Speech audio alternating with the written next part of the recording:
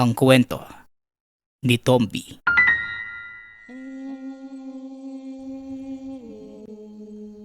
Ang kwentong ito ay hango sa totoong buhay. Mula ito sa isa nating tagapakinig. Naitago na lang natin sa pangalang Leo. Taong 1987. Probinsya ng Capiz. Bilisan mo na, Leo. Mahuhuli na tayo. Nag-aantay na ang mga mangangasong sasamahan natin papunta sa Kagulangan. Opo tay, nandiyan na po. Inaayos ko lang po tong tali ni Rakal. Isasama mo na naman yung aso mo. Nako, baka kasagabal lang sa lakad natin yan eh. Mamaya magpakarga pa yan sa'yo. Pinapahirapan mo lang ang sarili mo. Wala na pong kasama dito sa bahay tay. Kawawa naman po. Isa pa, hindi pa siya ganap na aso. Malaki lang yung pangangatawan niya. Pero ilang buwang gulang pa lang si Rakal. Pag-uusap ng mag-ama. Nakatira ang mga ito sa pinakadulong bahagi ng bayan ng Dumalag. Ilog lamang ang pagitan. Nasa kabilang bayan na sila ng Tapas, kung saan may makapal na kagubatan. Nakadalasang pinupuntahan ng mga mangangasong galing sa syudad. Napakadaming mga baboy ramo sa lugar. At kung minsan, may namamataan pang mga usa. Pagiging gabay sa mga mangangaso ang trabaho ng mag-ama. Si Leo, bata pa lamang ay gamay na ang pasikot-sikot sa gubat na yun. Kaya pinagkakatiwalaan ito ng mga mangangasong nagpupunta sa lugar. Ito din ang naging daan para mapunta sa kanyang pangangalaga ang tutang si Rakal. Kakaiba ang itsura ng asong ito.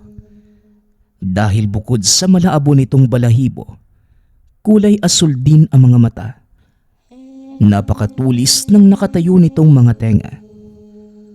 Halos hindi pa dumidilat ang tuta ng matagpuan ito ng binatang kinakapa ang daan papunta kung saan. Naawa si Leo, kaya dinala ito pa uwi. Maraming alagang kambing si Mang Eliseo, kaya naman hindi nawala ng gatas na ipapainom ang binata. Ilang buwan pa lamang ang nakalilipas. Nakita niya nito ang malaking pagbabago sa katawan ng alaga. Maging ang kakaiba nitong liksi sa pagkilos. Kakaiba din ang tahol ni Rakal dahil umeeko ito sa buong paligid. Kakaiba talaga yung laki ng alaga mo, Leo, no? Saan mo ba kasi nakuha yung aso na yan? Ilang buwan pa lang yung lumilipas. Halos kasing tangkad na ng kalabaw ko yan eh. Bati ng isa sa mga kapitbahay ng binata. Nagpatuloy lamang sa paglakad ang mag-ama kasama ang alagang aso. Kilala sa kanilang baryo si Rakal dahil sa kakaiba nitong kulay. Lalo pa kapag natatamaan ng sinag ng araw. Maya-maya pa, narating nila ang lugar kung saan nag-aantay ang kanilang mga panauhin. Nandito na pala si Mang Eliseo. Aba, at ang laki na pala ni Rakal. Ilang buwan pa lang nakalilipas. Kasya pa sa bulsa ko ang tutang niya na. Ngayon hindi ko na yata kayang buhatin. Kakaiba talaga ang itsura niya. Hindi ba mga kasama? Wika ni Marco, isa sa mga mangasong sinasamahan ni Leo. Oo nga po, Manong Parang kailan lang nung nakita ko siya sa daan Mahusay ang pagpapalaki mo sa kanya, Leo. Mang Eliseo, salamat naman at makakasama ko pa ulit kayo sa pangaso. Siya nga pala, may mga baguhan ako makakasama. Sila Esteban at Rodel, mga taga-kabilang bayan lang sila. Pagpapakilala ni Marco sa mga kasama. Lumapit ang mga ito kay Rakal upang batiin. Ngunit angil ang isinalubong sa kanila ng aso. Huwag niyo siyang titigan sa mata dahil siguradong sasakmalin niya kayo. Pasensya ka na. Akala ko maamo yung alaga mo. Malakas ang pang-amoy ni Rakal. Kaya nitong malaman ang totoong ugali ng tao sa pamamagitan ng pang-amoy. Ngayon palang babalaan ko na kayo. Kung may masama kayong tangka, huwag niyo na lang ituloy. Banta ni Leo. Nagulat ang dalawang kasama ni Esteban. Hinawakan ang dalang mga baril na pinakamalaking pagkakamali ng mga ito. Dinambahan ni Rakal si Esteban akmang kakagatin na ito sa leeg nang sawayin siya ni Leo. Tama na, Rakal. Manong Rodel, ibaba mo ang baril mo kung ayaw mong mawasak ang lalamunan ni Manong Esteban. Wika ni Leo. Dahan-dahan namang ibinaba ni Rodel ang dalang baril. Unti-unti ding umatras si Rakal. Binalaan ko na kayong dalawa, pero hindi kayo nakinig. Ngayon, alam nyo na ang sinasabi kong panganib. Tanong ni Marco. Oo na, alam ko na. Pakiusap, Leo. Ilayo mo sa amin yung alaga mo. Wala naman kaming masamang tangka eh. Gusto lang naming malaman kung totoo nga yung sinasabi ni Marco.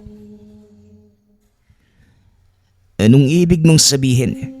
Manong Marco, ano po ba ang sinabi mo sa kanila? Tungkol sa alaga mo, Leo, may hinala ko na isa siyang Laikano.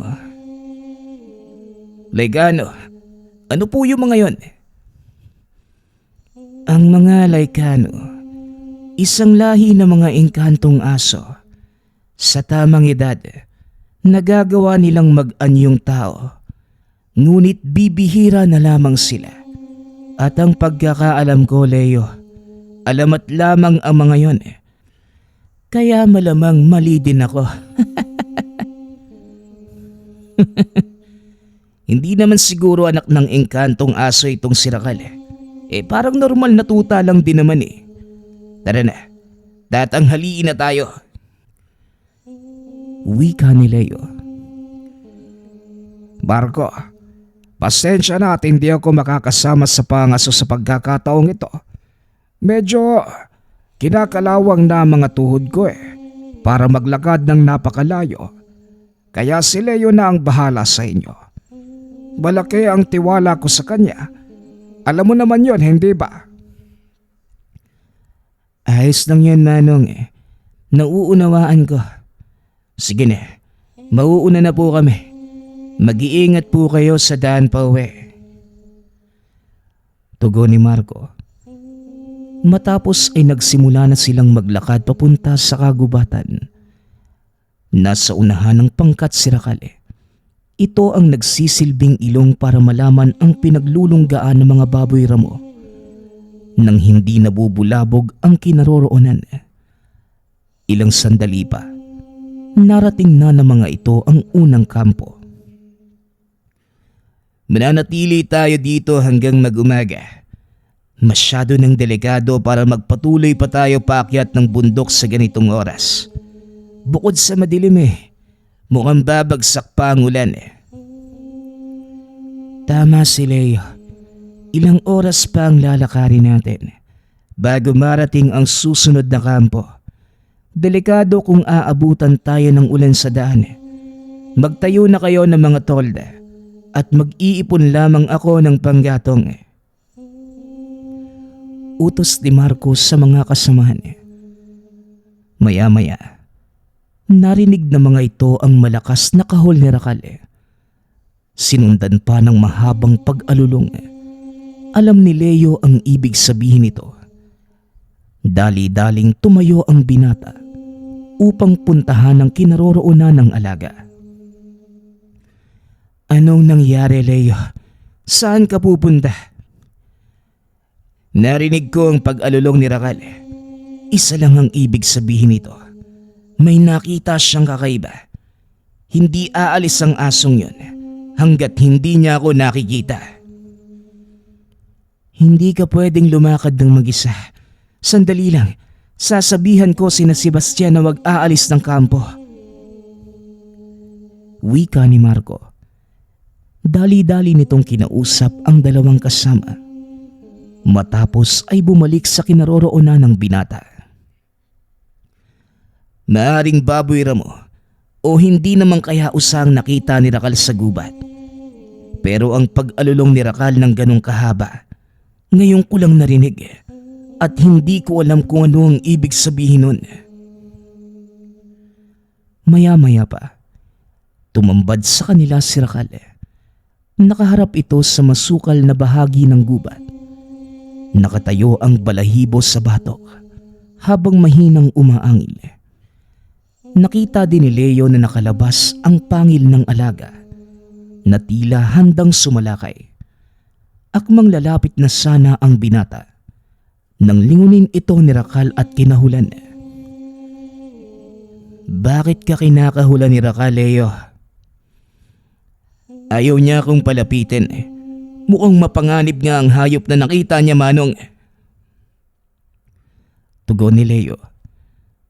Maya-maya ay biglang lumabas mula sa masukal na bahagi ng gubat ang napakalaking baboy ramo. Dire-diretso itong tumakbo papunta kay Rakal. Sinalubong naman ito ng aso. Higit na mas malaki ang baboy kesa sa kanya. Kaya nag-alala si Marco na baka mapahamak ang alaga ng binata. Ay, baka mapano si Rakal. Masyadong malaki ang baboy ramo na yan para sa kanya. Kaya ni Rakal ang isang yan, Manong. Minsan na itong nakapagpatumba ng kalabaw. Kaya alam kong madali lang sa kanya ang talunin ng baboy ramo na yan. Wika ni Leo. Kakaiba ang laki ng pangangatawa ni Rakal kung ikukumpara sa mga pangkaraniwan. Lalo pat kung ang basihan ng edad, isa pa din itong tuta. Habang pinapanood ni Marco ang laban, nakikita nito ang kakaibang liksi ni Rakal. Halos hindi masabayan ang tingin ng galaw, lalo pat ang tanging liwanag na tumatama sa kanila ay mula sa buwan. Tumalon si Rakal papunta sa likod ng baboy ramo. Kinagat ito sa batok, dahilan para matumba ang nilalang. Nilapa niya ito hanggang sa tuluyang mamatay. Akmang lalapit na sana si Marco para siguraduhin patay na nga ang baboy nang bigla itong angilan at pakitaan ng ngipin ni Rakal. Sandali lang, Manong. May panganib pa sa paligid. Hindi nag-iisa ang baboy ramo na yan. Wika ni Leo. Nakarinig na mga kaluskos sa paligid ang binata. Tumambad ang tatlong maliliit na biik. Tumakbo ang mga ito patawid sa kanilang kinaroroonan. Laking gulat ng dalawa dahil biglang umalingaw-ngaw ang malakas na putok ng baril. Bumulagta ang isa sa mga biik. Nilingon ni Marco ang pinanggalingan ng putok. Nakita nito ang kasamahang si Sebastian. Nakaumang ang baril sa dalawa pang natitirang biik. Akmang lalapitan sana ito ni Marco nang biglang tumalon si Rakal mula sa kanilang likod. Sinugod nito ang dalawa niyang kasamahan. Manong Sebastian, Manong Rodel, ibaba niyo ang mga baril. Hindi kayo lulubayan ni Rakal hanggat nakaumang sa kanya mga sandata niyo.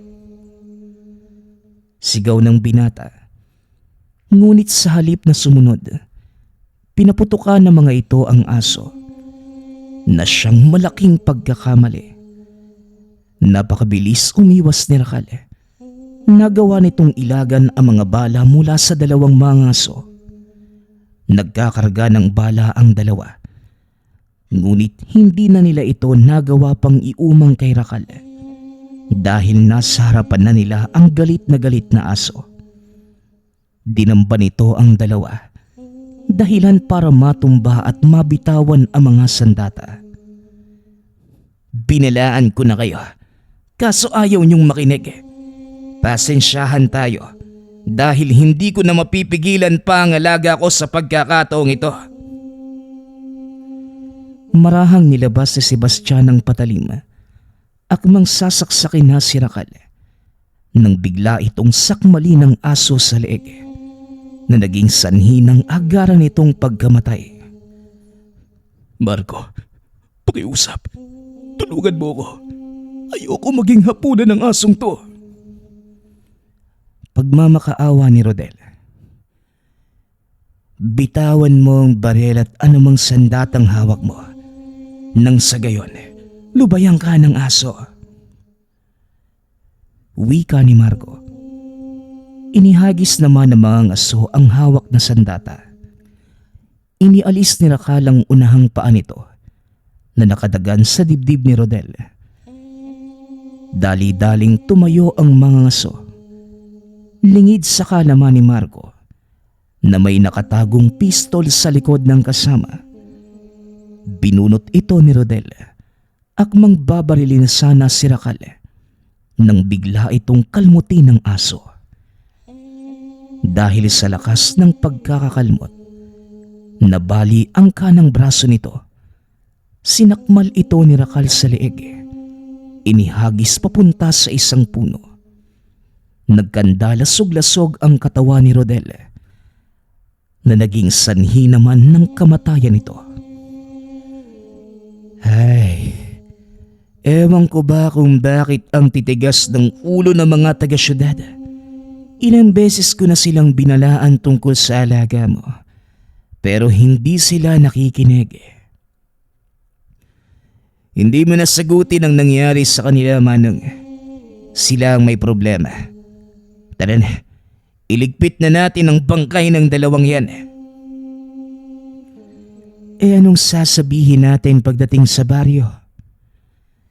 Sabihin na lang natin na nakasagupa nila ang malaking baboy ramang ito.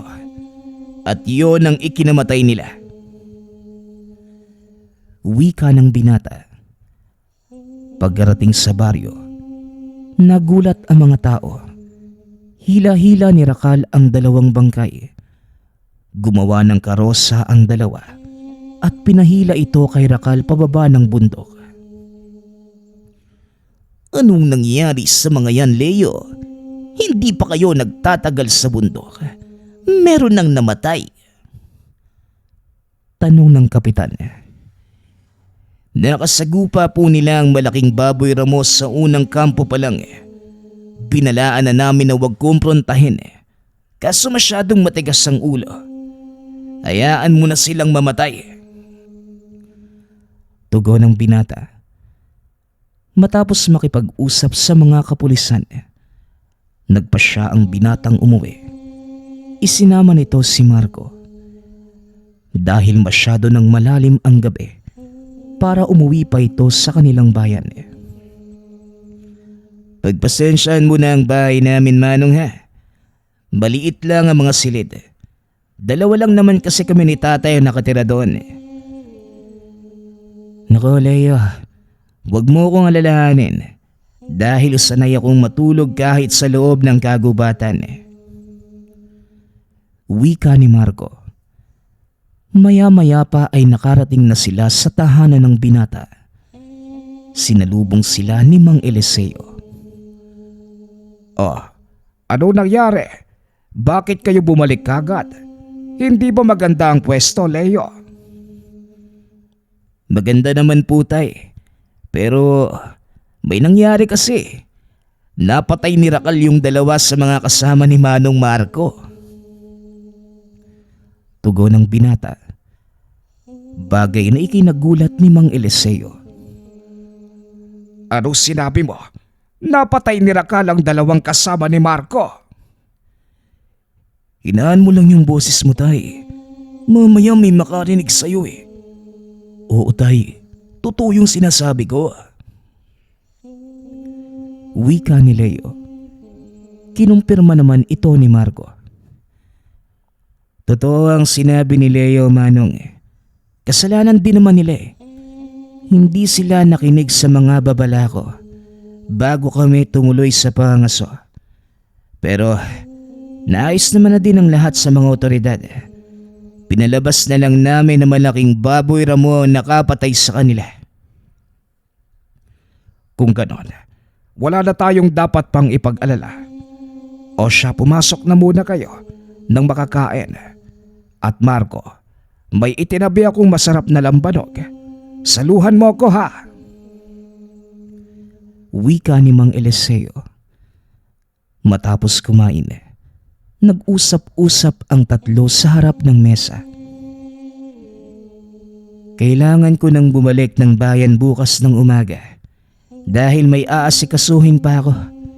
Sayang lang at hindi naging maganda ang kinalabasan ng pangasuko sa pagkakataong ito. May mga susunod pa namang pagkakataon. Kaya bumawi ka na lang, Marco ha. Sa ngayon, bakit hindi muna natin lasapin ng masarap na alak? Habang nag-iinuman ang dalawang nakakatanda, biglang dumating ang mga tanod. Magandang gabi, Mang Eliseo. Pasensya na po sa istorbo. Pero maaari ko bang malaman kung nandito ang lalaking nagngangalang Marco? Oo, nandito pa si Marco. Bakit ba dong? Anong kailangan mo sa bisita ko? Pinapatawag siya ni Kapitan. May mga taong naghahanap sa kanya na pag-utusan lamang kami. Bukang mahalaga ang pakay ng mga taong ito sa iyo, Marco. Hindi sila mag-aabala ng ganitong oras kung hindi mahalaga ang sadya. Ang mabuti pa, puntahan mo si Kapitan. Leo, pakisamahan nga itong si Marco. Sige lo, ako na pong bahala sa kanya. Wika ni Leo. Sumama ang mga ito sa tanod. Dinala sila sa tahanan ng kapitan. Nakita nila itong nakikipag-usap sa isang matanda. Magandang gabi sa inyo. Ipagpaumanhin niyo kung kinakailangan ko kayong ipatawag ng 10 oras ng gabi. Mangyari lamang may mahalagang pakay ang kapitan ng kabilang baryo sa inyong panauhin, Leo. Bungad ng kapitan. Magandang gabi din po, Kapitan. Ano po ba ang may paglilingkod namin sa inyo? Si Kapitan Primo na ang bahalang magkwento sa inyo. Sandali lamang at kukuha ko ng kape. Tugon ng kapitan. Pagkalis nito, nagsimula ng magkwento si Kapitan Primo. Pasensya na kayo kung hindi ako nakapag-antay hanggang mag-umaga. Mangyari kasi, isang mabangis na hayop ang sumalakay sa aming kagabi. Pinatay nito ang mga alagang hayop ng aking mga kababaryo. Hindi rin magawang mahuli dahil napakabilis nitong kumilos. Wika ni Kapitan Primo. Ayon pa dito, ilang beses na silang naglagay ng patibong sa paligid, ngunit nasisira lamang ito. May nakakita ba sa inyo ng anyo nito? Ang totoo niyan, wala ni isa sa mga kababaryo ko ang nakakita ng totoong itsura ng nilalang. Anino lamang ang kanilang naaaninag. Napakabilis din itong kumilos, kaya hindi nagagawang abutan ng aking mga tanod sa tuwing hahabulin. Maaari ko po bang malaman kung ano ang ginagawa niya sa mga hayop na napapatay? Muling tanong ni Marco. Kinakain ito ang lamang loob. Iniiwan ang mga labing nakasabit sa isang puno. Hinala namin, isang malaking musang ang gumagawa nito. Hindi maaaring musang ang pumapatay sa mga alaga niyo. Walang ganong kalaking musang sa bansa na maaaring magsabit ng biktima sa sanga ng puno. May mga naiwan bang bakas? Hindi namin matukoy kung alin sa mga bakas ng hayop ang sanilalang na sumalakay. Kaya hiningi ko ang tulong ni Kapitan Mulong dahil alam kong may kilala siyang maaaring makatukoy nito. Tugon ni Kapitan Primo. Interesante ang isang to ah. Sige Kapitan, titignan ko ang magagawa ko. Wika ng binata. At may isang bagay pa akong gustong sabihin. Hindi lang mga hayop ang nawawala. Bago ko magpunta dito, isa sa mga kababaryo ko ang lumapit. Humingi ng tulong na mahanap ang nawawalang anak. Kasalukuyang ginagalugad ng mga tanod ko ang kagubatan sa paligid. Ganoon po ba? O sige, sandali lang at kukuha lang ako ng ilang kagamitan. Wika ni Marco. Dali-daling bumalik sa kanilang tahanan sina Leo. At habang nasa daan nagpasaring ang binata. Gusto ko sanang sumama sa pupuntahan mo, Manong. Kaso baka hindi ako payagan ni tatay. Ako nang bahalang magpaalam sa tatay mo. Kailangan ko din ng malakas na pang-amoy ni Rakal sa lakad na ito. Tugon ni Marco. Napangiti si Leo sa sinabi nito. Maraming beses nang sinamahan ng binata ang lalaki. Ngunit ito ang unang pagkakataong tutugis sila ng hindi kilalang nilalang. Pagkarating sa tahanan, hindi na nagsayang ng panahon si Marco. Kinausap nito si Mang Eliseo upang kunin ang permiso na maisama sa lakad si Leo. Malalim na ang gabi, Marco. Masyadong mapanganib kung ngayon mo isasagawa ang pagtugis. Bukod sa napakadilim, hindi nyo alam kung anong nilalang ang hahanapin ninyo. Kaya ako nga po kakailanganin ang tulong ni Rakal sa lakad ko, Manong. Isa pa, pamilyar sa akin ang kasong ito. Hindi lang ako sigurado kung ito din ang nilalang na hinahanap ko. Maraming taon na ang nakakaraan. Hindi mo pa din pala nakakalimutan ang kaganapang yon, Marco. Mahigit 10 taon na ang nakakaraan. Simula nang mamatay ang kapatid mo. Ang buong akala ko nalutas mo na ang kaso. Hindi, Manong. Kaya nga po ako nagpatuloy sa pangangaso. Dahil gusto ko pa ding mahanap ang aswang na pumatay sa kapatid ko. At malakas ang hinala kung siya ang nambibiktima sa kabilang baryo. Kaya nakikiusap ako, Manong. Hayaan mo kong isama si Leo at Rakal. Pakiusap ni Marco. Hindi naman nagdalawang salita ang Ginoo. Pinayagan na matandang sumama si Leo at ang alaga para tugisin ang sinasabing nilalang sa kabilang baryo. O siya, ikaw na ang bahala kay Leo ha. May pagkababaya minsan ng batang yan. Kaya wag na wag mong hayaang mawaglit siya sa paningin mo. Matapos yon, inihanda na ang lahat ng dadalhin. Muling lumakad ang dalawa pabalik sa tahanan ng kapitan. Tara na po. Kailangan makarating tayo sa baryo ninyo bago mag-umaga. Nang sa ganon, hindi makontamina ang mga bakas na maaaring maiwan ng nilalang. Wika ni Marco. Lumakad na ang mga ito papunta sa baryo ni Kapitan Primo. Hindi naman ito kalayuan sa kanilang pinanggalingan. Kaya nakarating sila bago pa tuluyang magliwanag.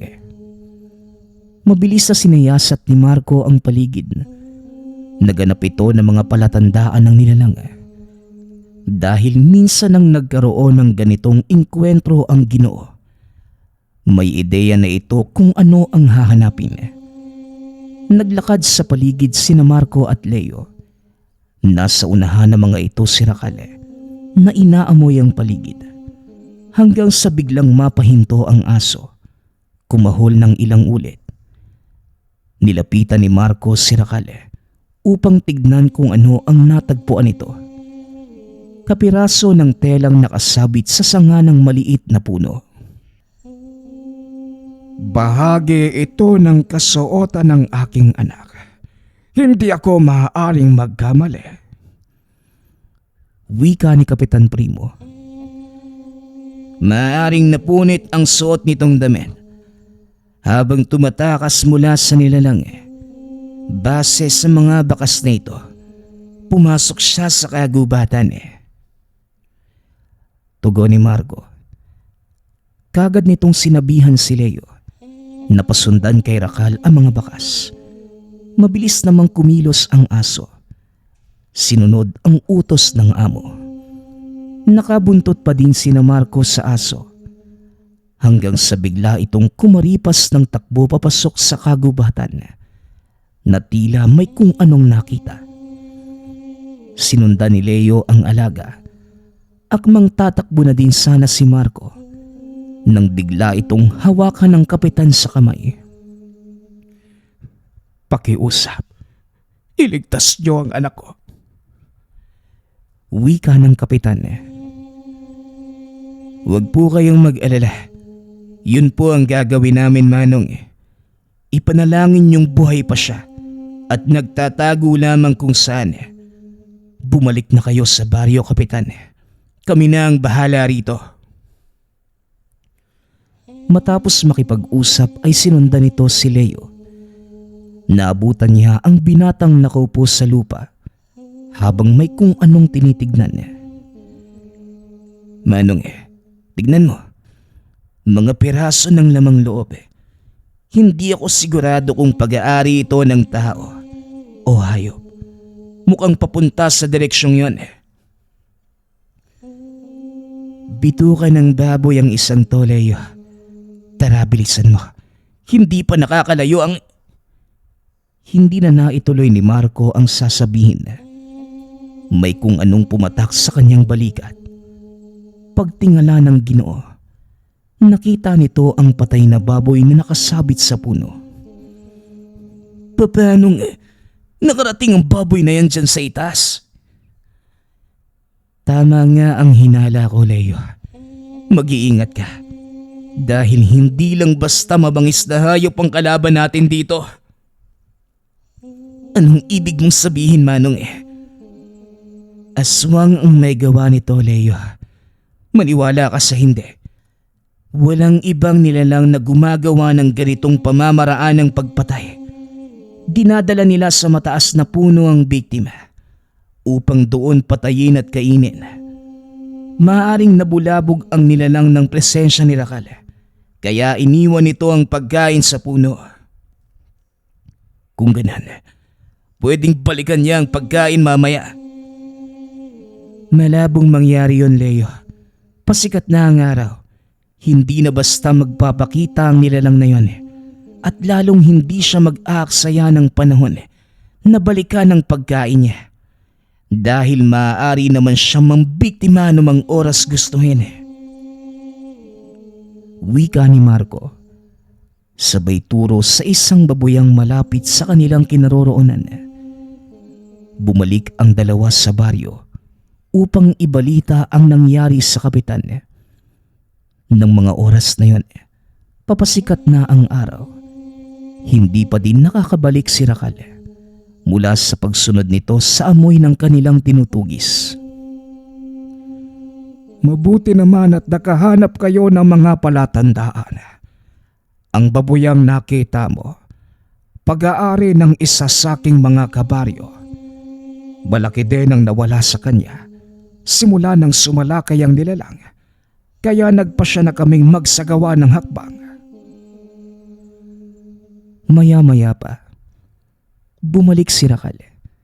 Hila-hila sa bibig ang tila patay na katawan ng babae. Nanlaki ang mga mata ng kapitan dahil ito ang nawawala niyang anak. Akmang lalapitan na nito ang dalaga, ngunit umangal si Rakal, kaya muli itong napaatras. Rakal, anong Hindi rin magawang makalapit ni Leo dahil naglabas ng ngipin ang alaga. Ngunit nang si Marco ang nagtangka, walang kahirap-hirap itong pinalapit ni Rakal. Salamat Rakal. Hayaan mo ko. Hindi na naituloy ni Marco ang sasabihin. Napatingin na lamang ito sa kapitan at kay Leo.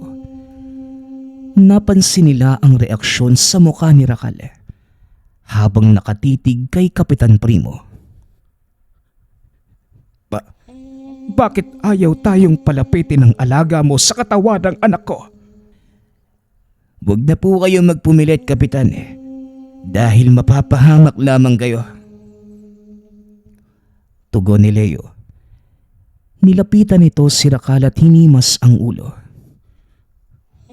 Anong mapapahamak? Anak ko ang pinag-uusapan dito.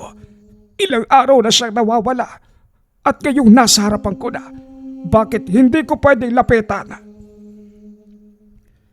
Kapitan Primo, hindi pa patay ang anak niyo. Nawalan lamang siya ng malay dahil sa sobrang pagod. At pagkabusog, maaari ko ba kayong makausap ng sarilinan? Sige, tungkol saan ba yan? Naglakad palayo sa mga tao si Leo at Marco. Sumunod naman si Kapitan Primo. Nakabuntot sa likod nito si Rakal. Ramdam na matanda ang matinding tensyon. Nadidinig nito ang mahinang pag-angil mula sa aso. Si Rakal ay hindi pangkaraniwang aso. Isa itong laikano sa makatuwid. Alaga na mga engkanto. Malakas ang pang-amoy sa mga bagay-bagay. Lalo na sa mga nilalang na kagaya ng aswang. Ang dahilan kung bakit ayaw kayong palapitin ni Rakal sa katawan ng dalaga. Dahil may natuklasan itong lihim. Naaamoy ng aso ang totoong katauhan ng anak mo. Kaya magsalita ka, Kapitan. Kailan nayanggaw ang dalagang ito? Nanlaki ang mga mata ni Leo dahil sa mga nadinig. Hindi nito akalaing matutuklasan ng alaga ang lihim ng dalaga. Hindi totoo ang sinasabi mo. Hindi aswang ang anak ko. Hindi yon ang nararamdaman ni Rakal. At kung hindi mo aaminin ng totoo, wala kaming magagawa. Kundi hayaan ang malaking aso na yan na pagpira-pirasuhin ang katawan ng anak mo. Wika ni Marco. Wala nang nagawa ang kapitan kundi aminin sa dalawa ang totoo. Aaminin ko na. 2 buwan na ang nakaraan nang mayanggaw ang anak ko si Maria. Ipinagamot namin siya. Nagtiwala kami sa sinabi ng manggagamot na natanggal na nito ang sumpa sa katawan ng anak ko. Pero nalaman namin na huwad ang manggagamot na yon. At ang totoo, wala siyang ginawa. Tugon ng kapitan. Ayon pa dito, matapos dalhin sa manggagamot ang anak, naging maayos ang kondisyon nito. Nawala na din ang mga senyales ng yanggaw sa kanya, kaya hinayaan na lamang nila. Maayos namang nakakausap ang dalaga. Ngunit kapansin-pansin ang palagian nitong paglalaway. Lalo na sa tuwing nakakakita ng baboy na kinakatay o kahit ang mga tinda sa palengke.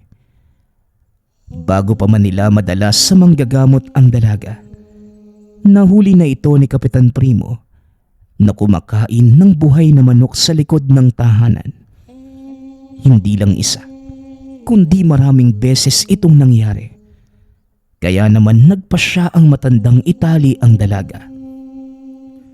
Ilang buwan ang nakalipas simula ng itali nila ito. Unti-unting nagbabago ang ugali.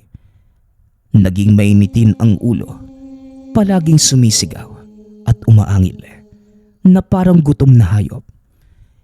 Hindi din mapatid ang laway na tumutulo sa bunganga nito habang nakatitig sa malayo. Dito na nagpasya si Kapitan Primo na magpatawag ng manggagamot. Sa kasamaang palad, manloloko muli ang kanilang nalapitan. Tinangay lamang ang dalang pera. Wala itong ginawa sa anak. Pinakitaan lamang nito ng ilang huwad na ritual ang kapitan. Matapos ay sinabing ligtas na ang dalaga. Tinanong din ng kapitan kung nasaan ang inilabas nitong ibon. Ngunit hindi masagot na manggagamot. Ang sabi lamang nito, natunaw na sa loob ng katawan ng dalaga ang sisiw. Ang totoong may kasalanan sa pagkamatay ng mga tao sa lugar na ito ay walang iba kundi si Maria. Siya din ang responsable sa pagkamatay ng maraming hayop sa paligid. Kung ganon, bakit mo ipinatugis sa amin ang iyong anak? Iyon ay dahil gusto kong itama ang mga mali ko. Kinonsente ko ang pagiging aswang ng aking anak na naging sanhi ng pagkamatay na maraming tao. Kung gayon, handa na kayo sa maaaring mangyari sa kanya. Teka Leo, nasa na ang dalaga? Wala na ito sa kinahihigaan. Maging si Rakal ay hindi nito napansin. Hindi ko alam nandito lang yung kanina. Tugon ni Leo. Dali-dali nitong inutusan si Rakal na hanapin sa paligid ang dalaga. Mabilis naman itong sumunod. Hindi naramdaman ni Rakal ang kilos ng anak mo, Kapitan. Ibig sabihin, sanay na ito sa kanyang ginagawa. Mahihirapan tayong matuntun siya dahil alam na niyang tinutugis natin siya. Kung sakaling mahuli niyo ang anak ko, pakiusap lang. Huwag niyo siyang papatayin. Hindi ko po may papangako ang bagay na yan, Kapitan. Dahil sa oras naman laban siya, wala akong magagawa kundi ang ipagtanggol ang aming sarili. Wika ni Marco, sabay lakad papasok sa kagubatan. Masama ang loob ng kapitan sa naging tugon ni Marco, kaya gumawa din ito ng hakbang upang mahanap ang sariling anak. Tanghaling tapat na ng mga sandaling yun. Wala pa ding nakitang bakas ng dalaga. Nagpasya na si Marco na magpahinga at antayin ang susunod na gagawin ng aswang. Kailangan nating magpahinga, Leo. Sa ngayon, wala na tayong magagawa pa. Hindi natin siya mahanap sa ganito katinding sikat ng araw. Nagtatago na yung kung saan. Nagtataka nga din ako, Manong. Bakit parang hindi gumagana yung malakas na pang-amoy ni Rakal? Ang ganitong uri ng mga aswang, mahusay sa paggamit ng sabulag. Nalilin lang nila ang paningin at pang-amoy ng mga kagaya ni Rakal. Ngunit sa oras na magbagong anyo sila at muling sumalakay, kusang lalantad ang samyu nila. Doon pa lang magkakaroon ng pagkakataon si Rakal na mahanap siya sa pamamagitan ng pangamoy.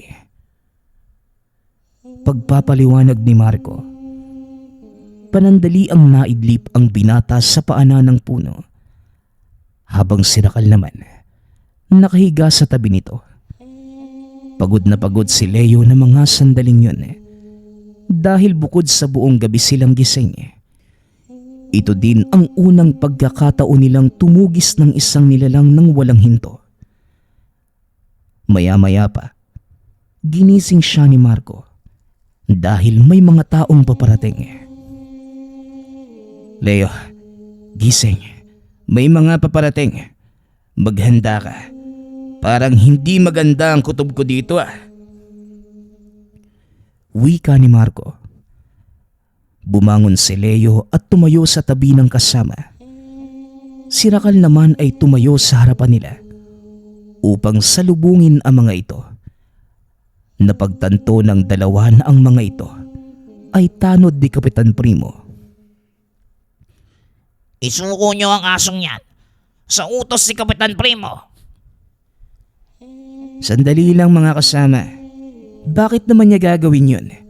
Siya nga ang nakiusap sa amin na tugisin ang pumapatay sa mga hayop dito sa baryo nyo. May nakapagsabi sa kanya na ang aso ninyo ang totoong salarin.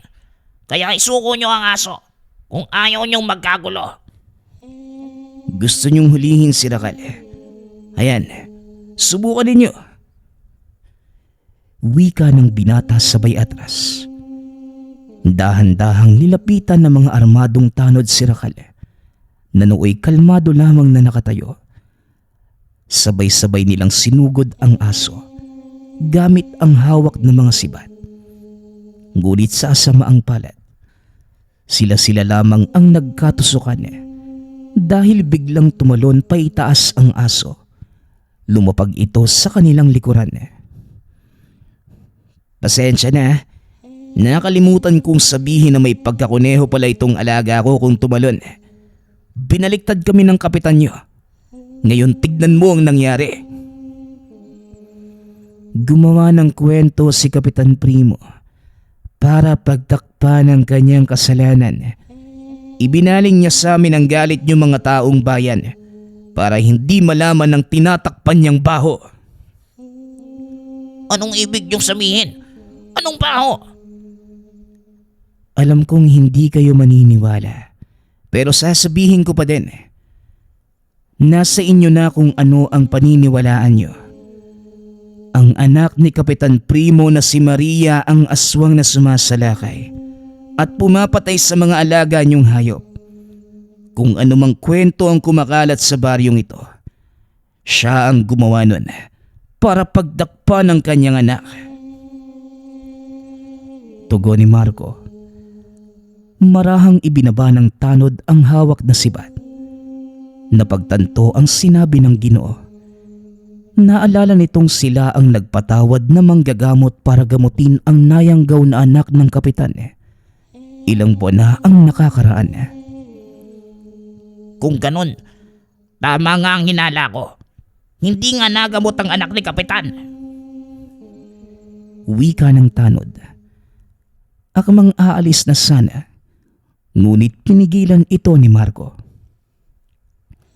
Sandali lang. Kapag bumalik ka doon ng nag-iisa, mapapahama ka lang. Kaya kung ako sa'yo, dumito ka muna at tulungan mo na lang kaming gamutin tong mga kasama nyo. Wika ni Marco. Matapos gamutin ang mga nasugatang tanod, pinayagan na din silang umalis. Anong susunod na gagawin natin, Manong? Itutuloy natin ang paghahanap sa anak ni Kapitan. Kailangan natin siyang matagpuan kahit ano pa ang mangyari. Kung hindi, marami pa ang mamamatay. Lingid sa kalaman ito na nadinig ng binata ang usapan nila ni Mang Eliseo. Manong, wala ka namang dapat itago sa akin . Alam ko po ang nangyari sa kapatid mo. Aksidente kong nadinig ang usapan niyo ni tatay. At alam ko din na ang tinutugis nating aswang. At ang pumatay sa kapatid mo ay iisa lang. Ay nako. Tama ka, Leo. Kaya ako pumayag na tulungan si Kapitan Primo. Dahil may suspecha akong dito matatagpuan ang pumatay sa kapatid ko. Hindi nga ako nagkamali. Kaya kahit ano pang mangyari, tutugisin ko ang mga aswang na yon. Tugon ni Marco. Nagantay ang mga ito sa kagubatan hanggang sa sumapit ang dilim. Lingid sa kaalaman ng dalawa na bukod sa aswang na tinutugis, may paparating pang mas matinding panganib. Naghahanda ng magsimula sa paghahanap ang dalawa nang bigla silang makarinig ng putok ng baril. Magtago ka, Leo. Anak nang, bakit may ibang mangaso dito? Maya-maya ay lumantad si Kapitan Primo kasama ang ilang armadong kalalakihan. Galugarin niyo ang buong gubat. Kailangang mapatay ang asong yon. Siya ang nambibiktima sa mga hayop dito sa baryo. Utos ng kapitan. Nagulat ang mga armadong kalalakihan nang biglang nakarinig ng malakas na alulong. Nasundan ito ng mga kaluskos. Isa-isang nawala sa sukal ng mga kasamahan ng kapitan na tila may kung anong humablot. Napakagaling ni Rakal. Hindi si Rakal ang may gawa niyan, Manong. Paano mong nasabi? Ayun si Rakal. Nasa likod ng malaking bato. Hindi ko alam kung anong nilalang na umaatake sa kanila. Wika ni Leo. Sabay turo kay Rakal. Maya-maya pa lumabas na ang dalawang malalaking aso. Kahawig ito ni Rakal. Ngunit mas matingkad na itim ang kulay ng balahibo. May mga tuldok na puti sa noo ang mga ito. Nakagaya kay Rakal. Imposible. Paano nandito ang mga yan? Bakit, Manong? Kilala mo ba ang mga asong yan? Oo, kilala ko ang mga asong yan. Pag-aari sila ng kapatid ko. Pero imposibleng buhay pa sila. Nakita ko kung paanong pinatay ng taong bayan ng dalawang yan. Para matiyak na tama ang hinala, naglabas ito ng kapirasong tela. Tinawag ang pangalan ng dalawang malaking aso. Sandali lang, Manong. Baka lapain tayo ng mga yan. Magtiwala ka sa akin, Leo. At kay Rakal, diyan ka lang at ako na ang bahala. Tumayo ito para makita siya ng dalawang aso. Dahan-dahang lumapit ang mga ito papunta sa kanya. Bigla namang humarang sa daan ng mga ito si Rakal na kumakawag ang buntot. Ito ang unang pagkakataong nakita ni Leo ang ganoong kilos ng alaga. Sinasabi ko na nga ba, buhay kayong dalawa. At Leo, magugulat ka. Pero ang alaga mong si Rakal, ang nawawalang tuta ng dalawang asong ito. Sa gitna ng kasiyahan, muling nakarinig ng putok ang dalawa. Natumba ang isa sa malalaking aso. Mukhang nakalimutan nyo na yata ang presensya ko. Maria, alam kong nandiyan ka lang sa paligid. Tulungan mo kong patayin ang mga taong ito para magawa mo na ang gusto mo nang walang nakikialam. Nagsisisi akong humingi ng tulong sa inyo. Napagtanto kong mas mabuti kung hahayaan ko ang anak kong gawin ang gusto niya. Wika ni Kapitan Primo. Nilapitan ni Leo ang babaeng aso. Tinignan ang tama nito. Balubha ang lagay ng isang tumanong. Direktang tumama sa baga niya ang bala. Walang hiya ka, Kapitan. Maaati mong mabuhay ang isang aswang habang namamatay ang lahat ng mga tao sa paligid mo dahil sa kagagawan niya. Galit na galit itong tumayo. Naglakad papunta sa kinatatayuan ng kapitan. Nagkakarga ito ng bala sa baril. Natataranta na dahil hindi mailagay ng maayos ang bala. Sumuko ka na, Kapitan, dahil wala ka ng laban. Mukhang wala na din ang anak mo. Hindi ka na narinig eh. Ngunit maya-maya pa, may figura ng taong lumapag sa kanyang harapan. Bigla itong hinawakan sa leg at inihampas sa puno. Magaling, Maria! Sige, patayin mo sila. Pati na ang mga aso yan. Hinarap ng aswang ang mga aso at sinugod. Sumipol ng malakas si Leo. Napalingon si Rakal. Nakita nitong tumango ang binata kaya sinalubong nito ang papasugod na aswang. Parehong mabilis kumilos ang mga ito. Ngunit dahil sa laki ng katawan ni Rakal, nagawa nitong mapatalsik ang aswang dahilan para tumama ito sa malaking bato. Sumugod naman ang isa pang aso, dinamba ang aswang. Samantalang si Leo naman, hinarap ang kapitan. Dumampot ito ng pamalo. Inihampas sa kamay ng matanda na may hawak na baril. Kasunod nito, isang malakas na suntok ang ibinigay ni Leo sa matanda, dahilan para mawalan ito ng malay. Ibinaling ng binata ang atensyon sa alaga. Pinagtutulungan ng dalawang malalaking aso ang isang aswang. Kagat ni Rakal ang kanang kamay nito at kaliwa naman ang kagat-kagat ng isa pa. Sabay nila itong hinila hanggang sa tuluyang mahati ang katawan ng aswang sa dalawa. Tanging pagsigaw na lamang ang nagawa ni Kapitan Primo nang magkamalay ito.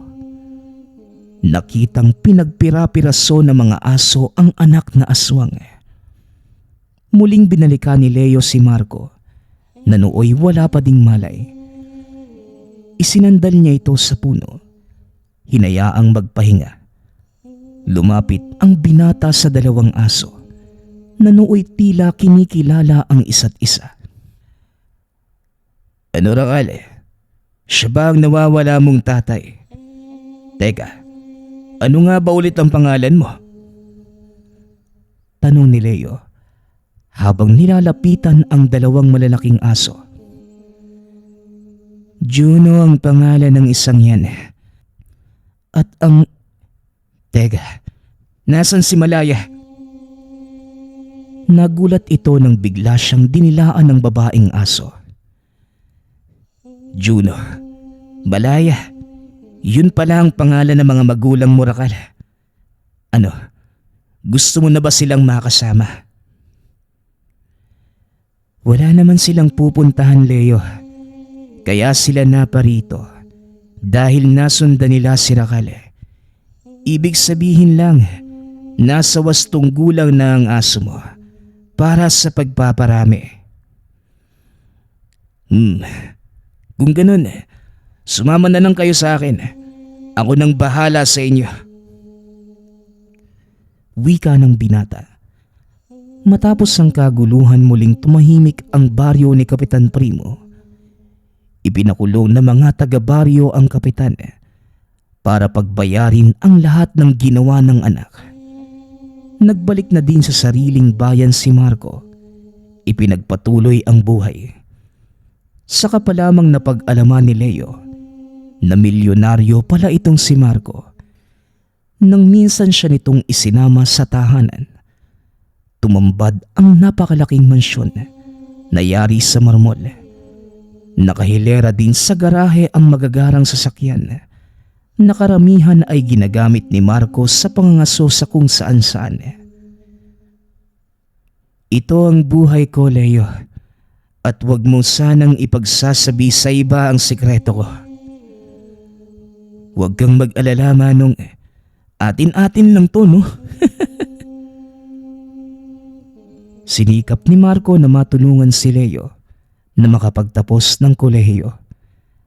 Kalaunan, namasukan nito sa pamahalaan bilang kawani ng kagawaran ng kalikasan at likas na yaman ng bansa.